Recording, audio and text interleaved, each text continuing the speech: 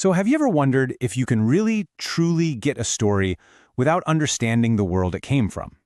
Today, we're diving into this really powerful idea that says you can't. It's called New Historicism, and it's basically a lens that shows us how every single work of art is tangled up in the time it was made. I mean, think about it for a second. We can all read a Shakespeare play today, right? But are we really seeing what his audience saw? Can we feel the same political tensions or hear the religious debates that were buzzing in the air all around him? This is the central puzzle that historicism has been trying to solve for centuries. So here's our game plan. We're going to start with that big, timeless question. Then we'll look at the first answer, which is just plain old historicism, and see where it kind of hits a wall. That's going to lead us straight to what makes new historicism so different, and then we'll see it all in action with Shakespeare himself.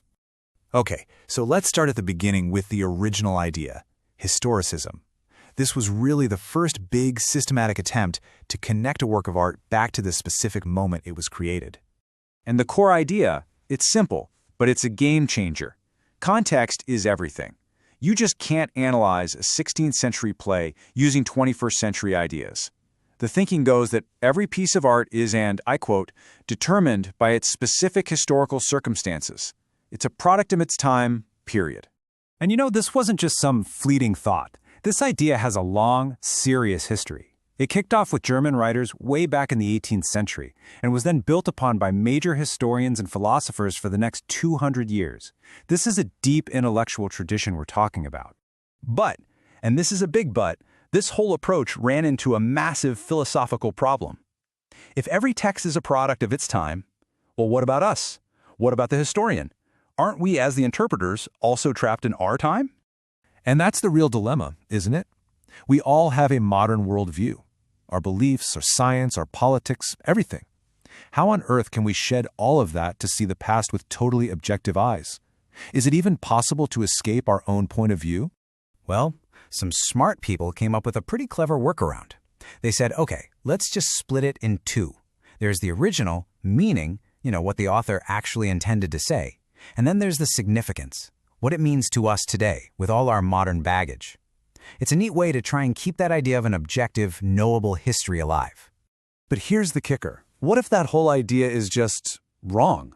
What if there isn't one single original meaning buried in the text, just waiting for us to dig it up like some kind of treasure? What if meaning is way messier and more alive than that? This very question is the door that new historicism just blew right off its hinges. And that, my friends, brings us to the 1980s and a really radical shift in thinking. A whole new way of looking at the relationship between art and history started to take shape, and it changed everything. So, the term New Historicism itself was coined by a scholar named Stephen Greenblatt. But a lot of the big ideas behind it came from the French philosopher Michel Foucault. Foucault's huge insight was that power isn't just something a king has that flows down to his subjects. No, he said power is everywhere. It circulates through everything in a society. Every law, every book, every conversation. So here's what this new approach looks like in a nutshell. First, forget about history with a capital H as this one single set of facts. New historicists see it as just another text, another interpretation. They take literature off its fancy pedestal and throw it right into the middle of a messy cultural mosh pit, arguing with everything from political pamphlets to medical journals. For them, culture isn't one unified thing. It's this tangled web of competing ideas, all caught up in that circulation of power. All right, so this isn't just some abstract theory for academics. Let's get practical and see how it actually works, because it completely revolutionized the way we read someone like Shakespeare. For centuries, the way we talked about Shakespeare was as this timeless, universal genius, a writer for all people in all places. Well, new historicism came along and said, hold on a minute.